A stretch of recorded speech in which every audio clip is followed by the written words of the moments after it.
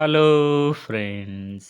మనం శ్రీమద్ రామాయణం యుద్ధకాండంలో భాగంగా విభీషణుని శరణాగతి గురించి తెలుసుకుందాం.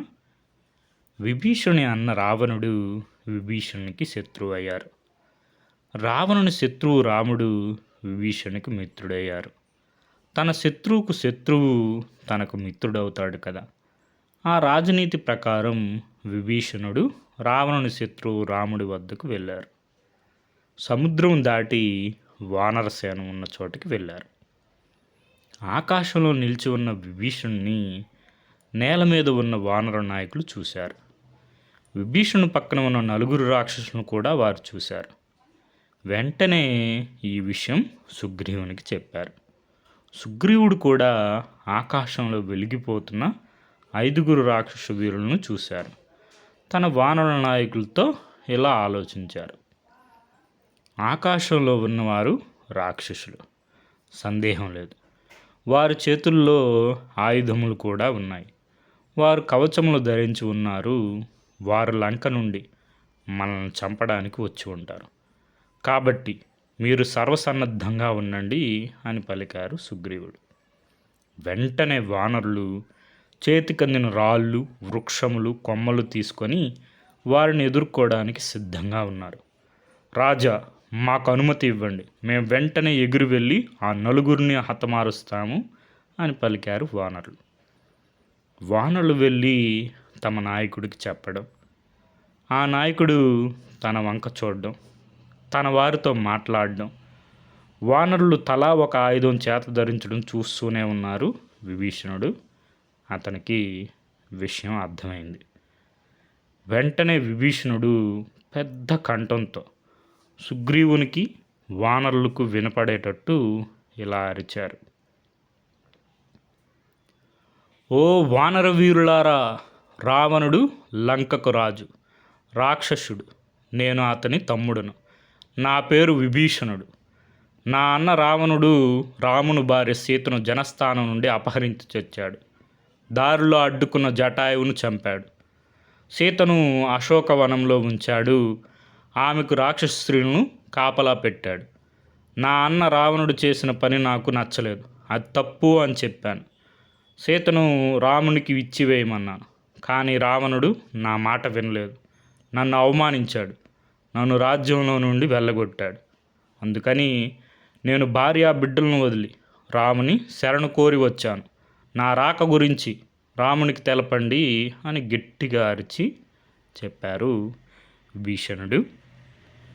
ఈ మాటలు విన్న సుగ్రీవుడు కంగారుగా రామలక్ష్మణుల వద్దకు వెళ్ళారు. రామునికి ఈ విషయం చెప్పి విభీషణుని రాక తెలియజేశారు. ఇంకా ఇలా అన్నారు. ఓ రామ, వీడు మనకు శత్రువు. వీడిని మనం మనలో చేర్చుకుంటే గుడ్లగూబ కాకి పిల్లలను తిన్నట్టు వాడు మనల్ని తినేస్తాడు.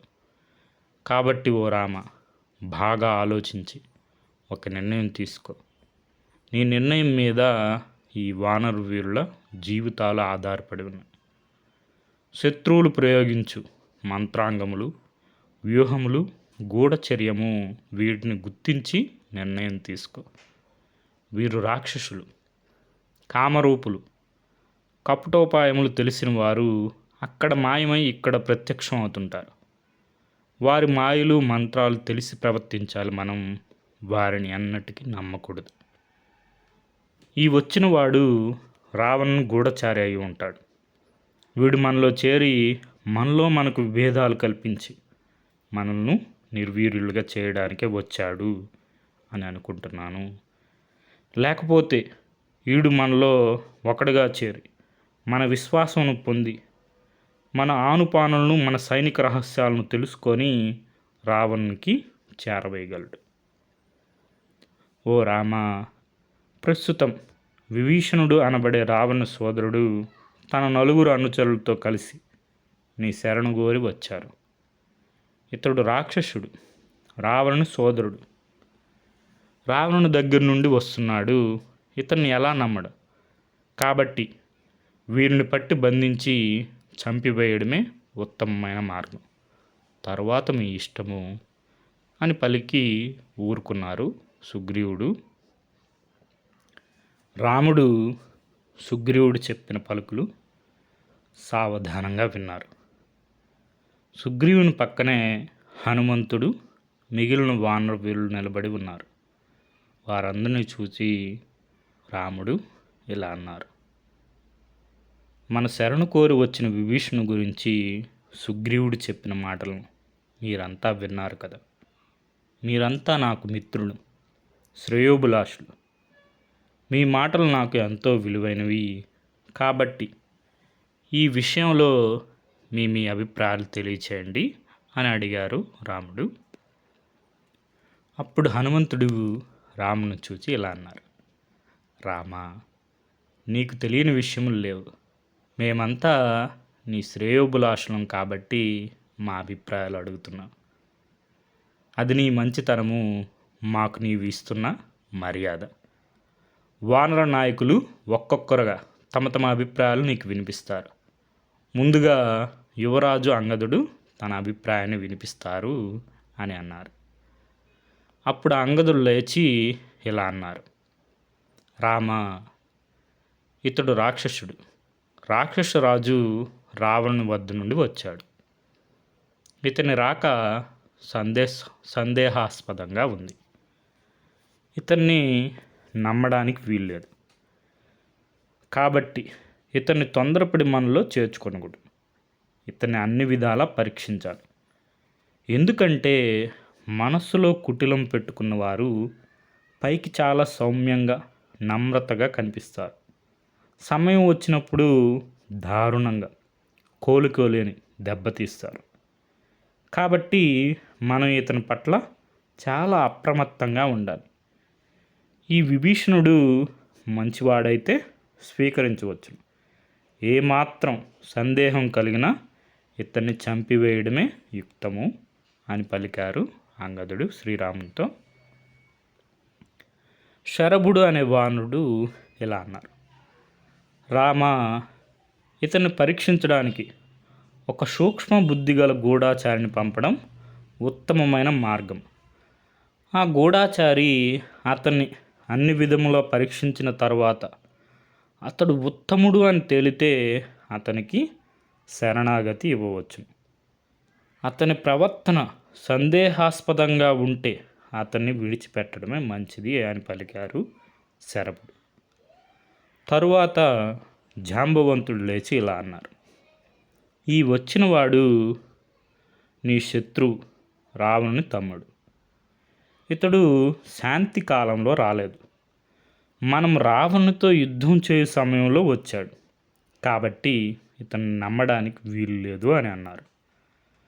తర్వాత మైందుడు లేచి ఇలా అన్నారు: ఓ రామ, ఇతడు రాక్షసు రాజు అయిన రావణుని తమ్ముడు. అందుకని ఇతన్ని పరుషంగా కాకుండా సరళంగా ప్రశ్నించడం మంచిది. అప్పుడు అతడు మంచివాడో చెడ్డవాడో తెలుసుకొనవచ్చును. తరువాత ఏది యుక్తమో అది చేయవచ్చును అని అన్నారు. తరువాత హనుమంతుడు లేచి ఇలా అన్నారు: ఓ రామ, నీవు బుద్ధిలో బృహస్పతితో సమానుడు. నీకు చెప్పదగిన వాడిని కాను. కానీ నీవు నా అభిప్రాయం చెప్పమన్నావు కాబట్టి చెప్తున్నాను. నాకు ఉచితము, యథార్థము అని తోచిన విషయంలో చెప్తాను. ఇప్పుడు చెప్పిన వారిలో కొంతమంది మంత్రులు విభీషణుని రాక వలన మనకు కలుగు లాభ నష్టముల గురించి మాట్లాడారు. కానీ అందులో నాకు దోషం కనబడుతూ ఉంది. ఒక మనిషిలోని సామర్థ్యం తెలుసుకోవాలంటే అతన్ని మనం ఏదైనా పనిలో నియోగించాలి. అతడు ఆ పనిని ఎంత చాకచక్యంతో చేస్తాడో చూడాలి. అప్పుడు అతని సామర్థ్యత నిర్ణయించాలి. కేవలం అతనితో మాట్లాడినంత మాత్రాన అతని సామర్థ్యము మనకు తెలియదు కదా. కొంతమంది విభీషణు వద్దకు గూఢాచారులను పంపవలనని చెప్పారు. అది కూడా సరికాదు. గూఢచర్యము ఎదుటి మనిషికి తెలియకుండా చేయాలి. మనం ఎదురుగా ఉన్న వారి మీద గూఢచర్యం ఎలా చేయగలం? మరికొందరు ఏమన్నారంటే, విభీషణునికి మనం శత్రువులు, పైగా ఇది యుద్ధ సమయం, కాబట్టి దేశం కాని దేశానికి కాలం కాని కాలంలో వచ్చాడు కాబట్టి విభీషణ్ణి తిరస్కరించాలి అని అన్నారు. అది కూడా సరికాదు. ఎందుకంటే మనిషిని బట్టి, అవసరాన్ని బట్టి దేశ కాలములు మారుతుంటాయి. ఇతడు రావణుని దుర్మార్గమును, నీతి బాహ్యమైన చర్యలను చూసి విసిగిపోయి మన దగ్గరకు వచ్చాడేమో. అటువంటప్పుడు ఏ సమయంలో వచ్చాడు, మనము ఎక్కడ ఉండగా వచ్చాడు అన్న ప్రశ్న తలెత్తదు కదా. మరికొంతమంది ఇలా అన్నారు, విభీషణునికి తెలియని కొంతమందిని పంపి అతన్ని ప్రశ్నించి నేర్పుగా అతని రహస్యంలో రాబట్టాలి అన్నారు. అది కూడా సరికాదు. విభీషణుని వద్దకు పోయి అతని గురించి అడిగితే విభీషణుడు ఆ ప్రశ్నలు అడిగిన వాడి గురించి అనుమానపడవచ్చు కదా. విభీషణుడు విముఖుడై వెళ్ళిపోతే మనం ఒక మంచి మిత్రుణ్ణి పోగొట్టుకున్న వాళ్ళం అవుతాం కదా.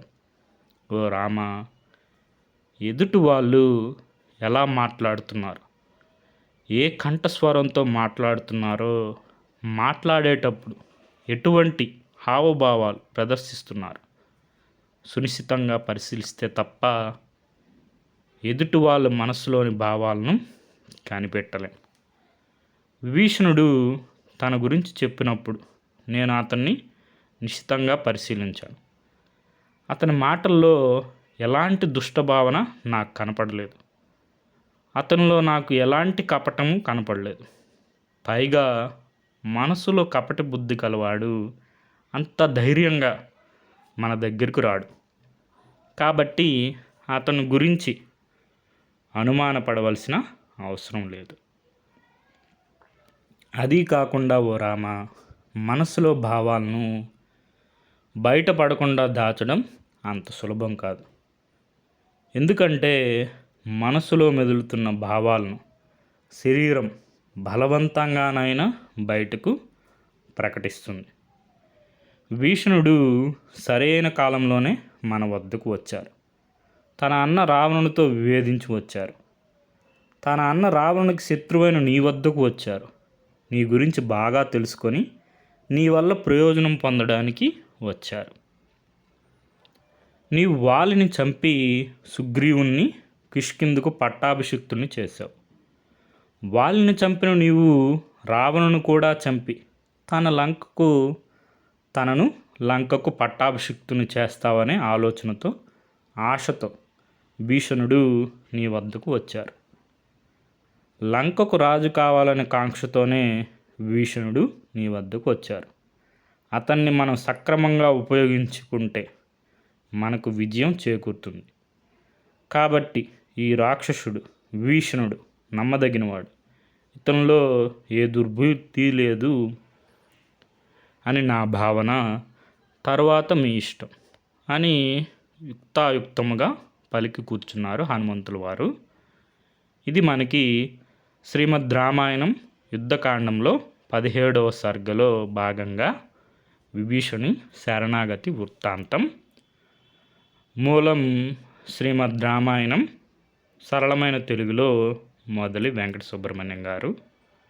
Okay friends, thank you for watching.